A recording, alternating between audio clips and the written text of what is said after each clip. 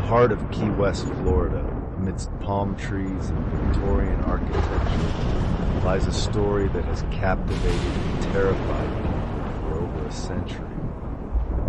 This is the story of Robert the Doll, a seemingly innocent childhood toy that has become a figure of sinister lore. Visitors to the East Martello Museum, where Robert now resides, often leave with tales of strange occurrences, cursed photographs, and an unsettling feeling that lingers long after they depart. To understand Robert's malevolent reputation, one must journey back to the early 20th century, to the home of the Otto family. The origins of Robert. In 1904, Robert Eugene Otto, known affectionately as Gene, was just a boy when he received a peculiar gift. The doll, nearly 3 feet tall and dressed in a sailor suit, bore an uncanny resemblance to a young child. Its round, lifelike face was unsettlingly expressive, and its eyes seemed to follow anyone who dared to meet its gaze. According to most accounts, the doll was crafted by the German Steiff Company, renowned for their high-quality toys. Some stories, however, suggest a more mysterious origin.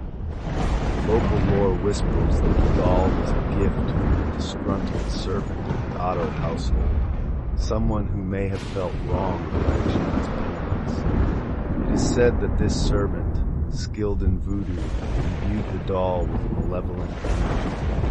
Whatever the truth of its origin, Robert quickly became Gene's closest companion. The young boy named the doll after himself and took it everywhere, dressing it in his own clothes and speaking to it as though it were alive. Early signs of trouble.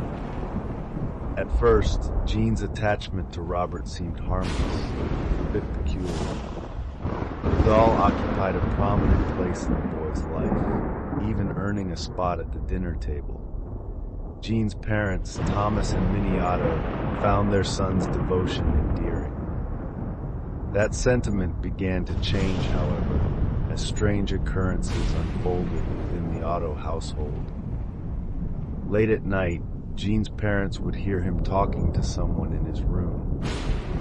While this might have been dismissed as the innocent imaginings of a child, what chilled them was the second voice they heard, a deep, guttural voice that did not belong to Gene. When confronted, the boy insisted that it was Robert speaking to him. As time went on, the occurrences grew more unsettling.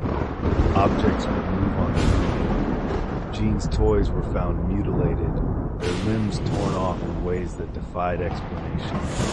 Furniture was overturned and rooms left in disarray. Each time, Gene offered the same explanation. Robert did it.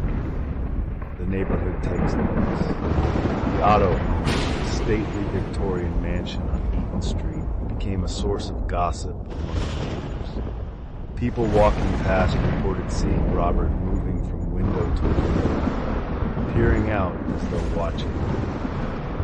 Some claimed that his expression would change, a slight smirk appearing on his otherwise blank face. Others swore they heard laughter emanating from the house when the Otto family was away. Inside the home, the family's unease grew. Minnie Otto, in particular, felt a growing sense of dread. She suggested locking Robert in the attic, but Gene vehemently opposed the idea. To him, Robert was not just a doll, he was a friend, a confidant, and some would later speculate, a sinister influence. Robert's reign continued. Gene grew up and left Key West to study art in New York and Paris. During this time, Robert was relegated to the attic, where he lay dormant, gathering dust. But when Gene returned to Key West in the 1930s with his wife, Annette Parker, the doll re-entered his life. The couple moved into the Otto family home, and despite Annette's protests, Gene insisted on giving Robert his own room. He placed the doll in an upstairs window where it could look out over the street. neighbors began reporting strange happenings again. Children claimed they saw Robert's expression change as they walked by, and some avoided the house, convinced the doll's gaze followed them.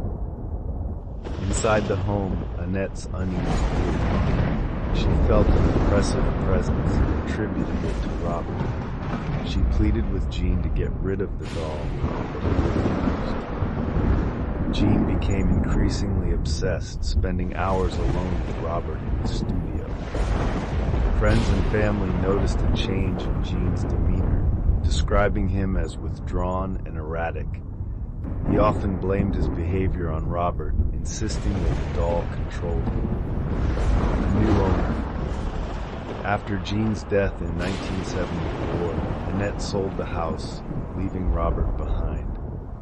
The new owner, Myrtle Reuter, quickly discovered the doll came with its own set of problems. Myrtle reported hearing footsteps and laughter when no one else was home. Guests described feeling watched, and several claimed to see Robert move on his own.